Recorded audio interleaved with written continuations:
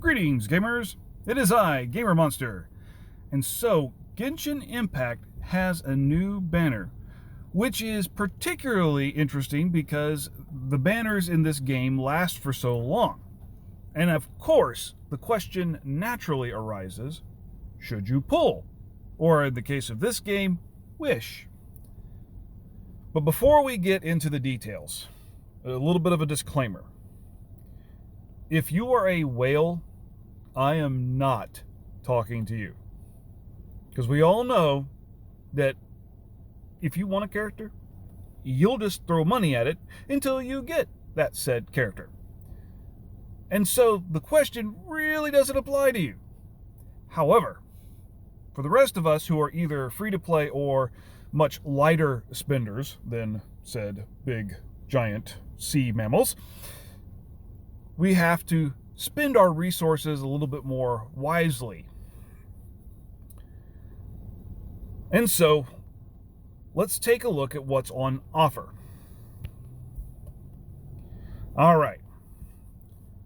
As we can see here, there's a new 5-star character, Klee, and then there are 3 4-star characters which are rated up. Keep in mind how rate ups work in this game is that the first time you pull either a 5-star or a 4-star, there is a 50% chance that the rate up character will drop. If they fail to drop in that first one, the next time will be a guarantee. This does not include weapons. This is obviously just for the characters. Weapons could throw things off a little bit. And there are still the pities as well. You are guaranteed a 4-star for every 10 pulls, whether those you do 10 singles or a 10-time summon. And for every 90 attempts, you're guaranteed a 5-star. Speaking of 5-stars, let's just get this out of the way right now. In this game, if you're not a whale, never pull for 5 stars. In my opinion, just pretend like the 5 stars don't exist and ignore them. And if or when, with the pity, you happen to get one, bonus! But the rates on 5 stars are so incredibly low that to aim for a 5-star without spending a ton of money is a mistake. I mean, sure, I'm sure there's a couple of free-to-play players out there that just get like incredibly stupid lucky and pull a couple and you're like, hey, I got a really powerful character. The rest of us are going to have to wait for the pity. Now, I know, I re-rolled for a 5-star because my old gotcha mentality told me I had to do that. But you don't. And as such, for this video, I'm basically going to be ignoring Klee. For the average player, Klee is just a non-factor. If you happen to pick her up, great. Have fun with her. Use her. I'm sure she'll be great. But for the rest of us, we'll never see her unless we go all the way to pity. The real question is whether or not we want to roll for those 4 stars or not. So, the first one is a character that basically everybody should already have because of the guaranteed beginner's summon, which includes her, and that is Noelle. Since every player should already have her, the real question is do you want duplicates of her for her constellation? Noelle is a character that really doesn't start to shine until she's had a lot of her constellation unlocked. Let's take a look. Well, first, let's go to her talents just for a refresher of what it is she does. She's obviously a Claymore user.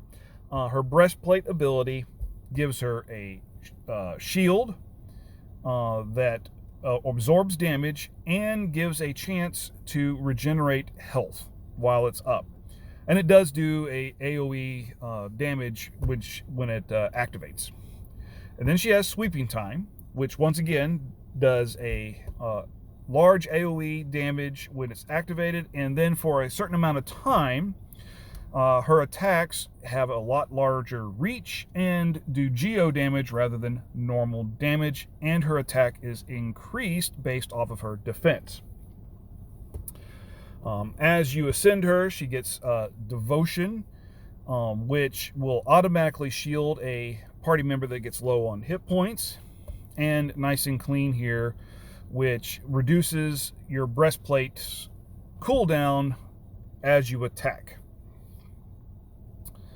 All right, so having said that, let's take a look at her constellation. We're just going to go through these one by one and then kind of evaluate. First, we have I Got Your Back, which basically, when you have both of her abilities, both her regular elemental ability and her elemental burst active at the same time, the healing effects from breastplate always trigger. Whereas before it was only a percentage chance to trigger, now every hit you're swinging, you're getting health back. Combat Maid here allows you to use her charged attack for more and do increased damage with it, and that's important.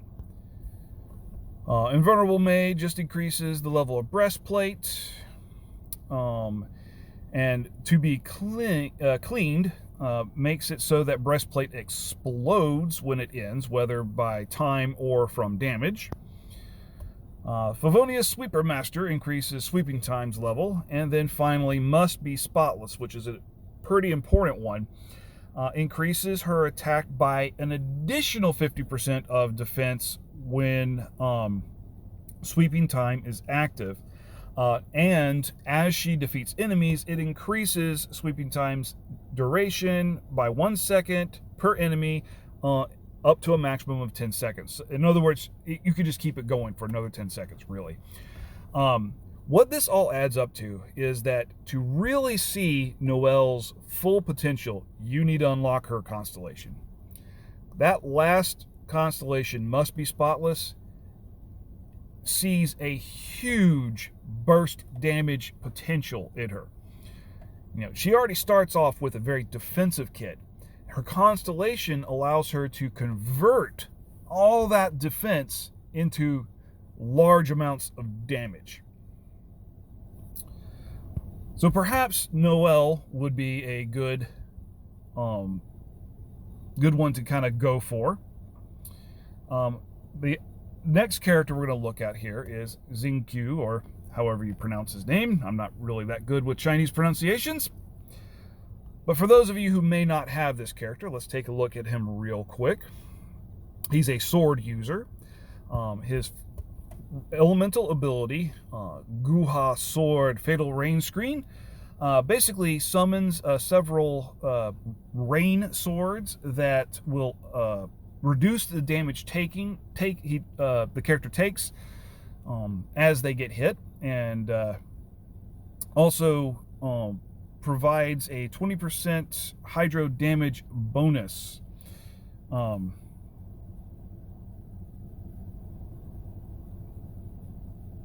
on a second. No. Sorry. I was looking at that wrong. It's 20% of his hydro damage bonus is converted into extra damage reduction for these swords. And it also starts off with a AoE hydro damage attack. The Guha Sword Rain Cutter is almost kind of like a buffed up version of that, but the rain swords will trigger attacks doing extra hydro damage. And the rain swords don't go away as they're being used while the ability is active. He has Hydropathic here, which when a rain sword is shattered or expires, it regenerates hit points. And then Blades Emits Raindrops, which this is the one where he gets a 20% hydro damage bonus.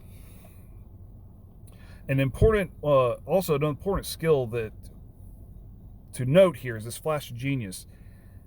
Whenever he's crafting talent materials, he has a chance of refunding materials.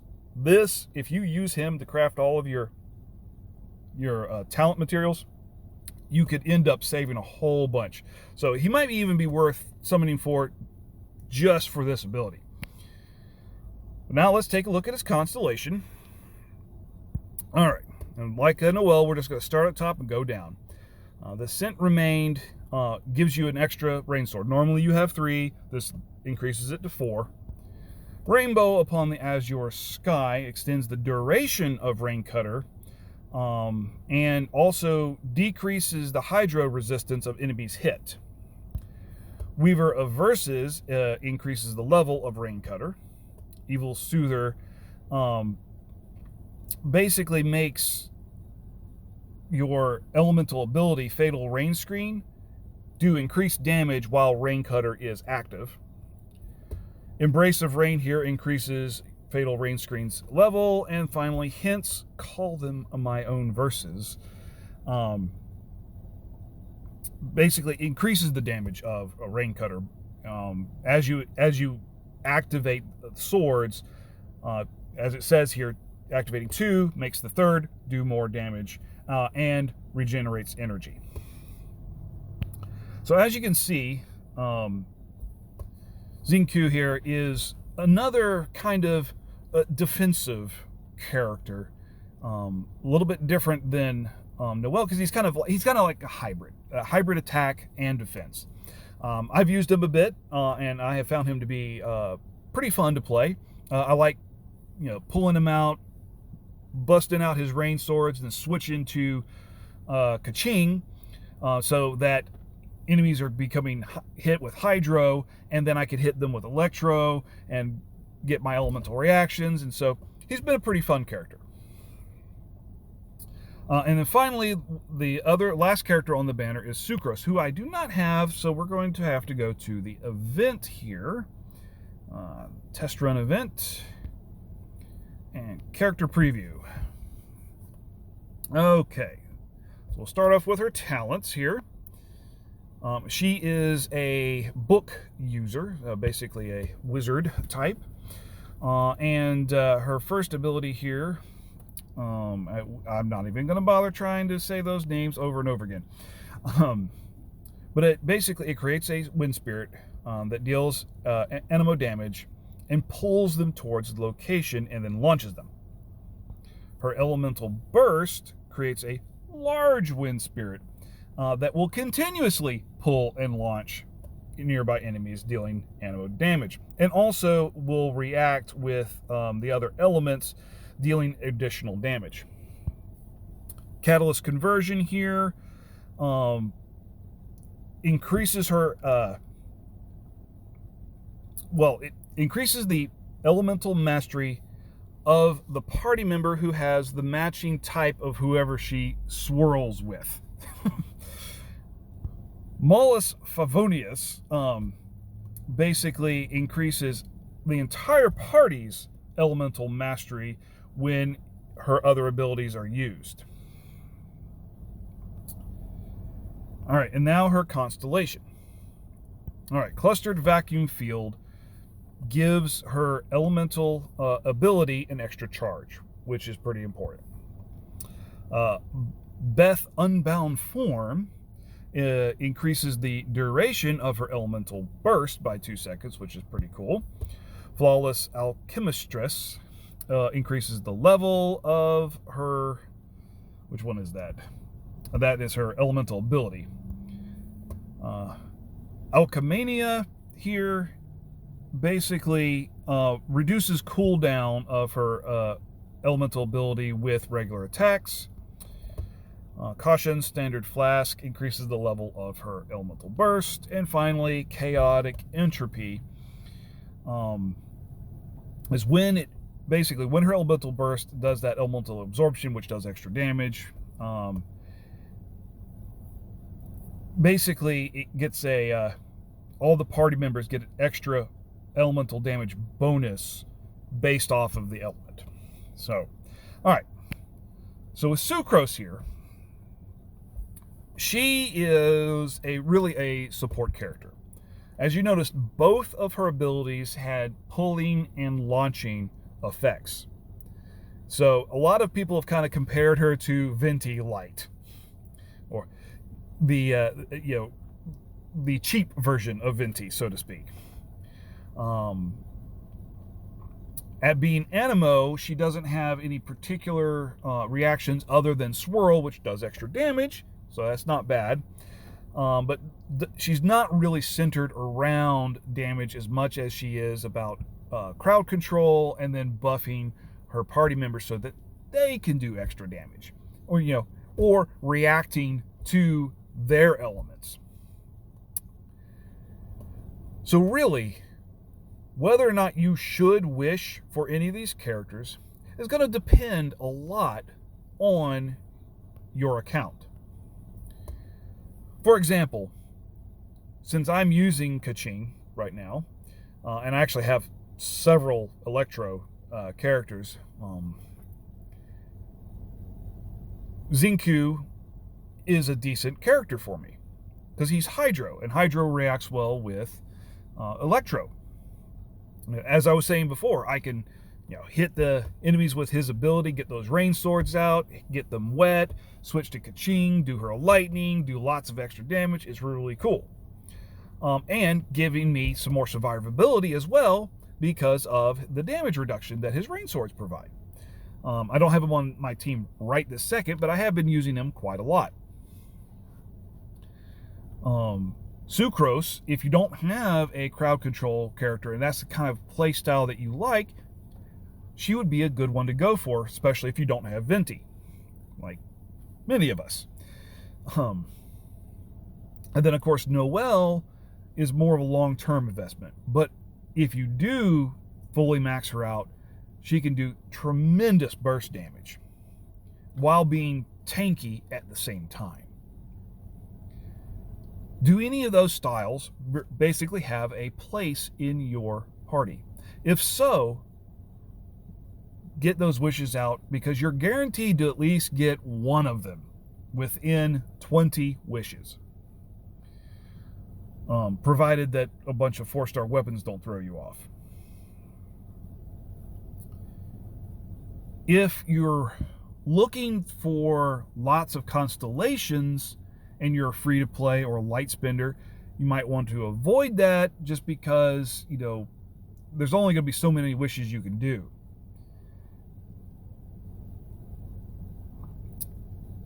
Personally, I'm skipping this banner.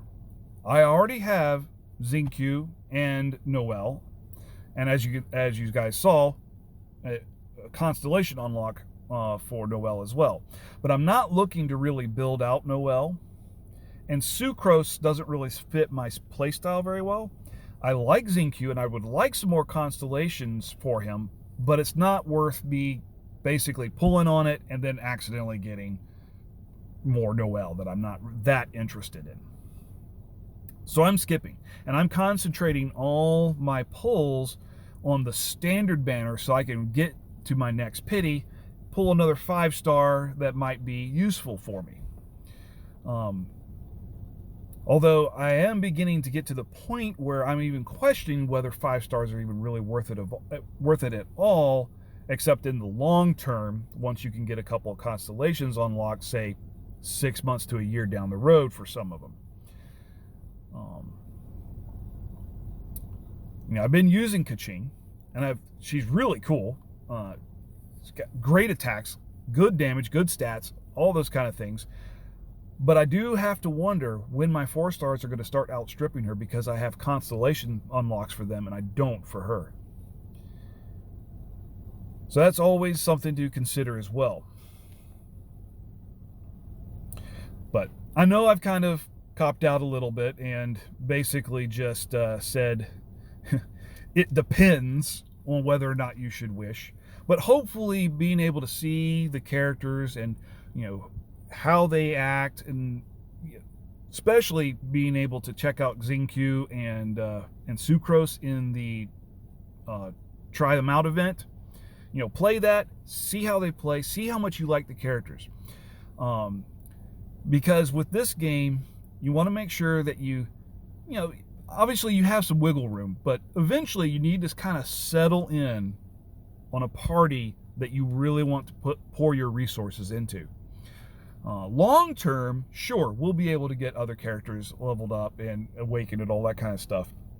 But especially at first, we kind of want to make sure we don't spend all our resources, kind of scatter them around a whole bunch of different characters. Now, this banner is around, let's see, I think it was 20 days when it first started. Oh, wrong button. Wrong button. Yeah, see, 19 days left now. So it's around for a while.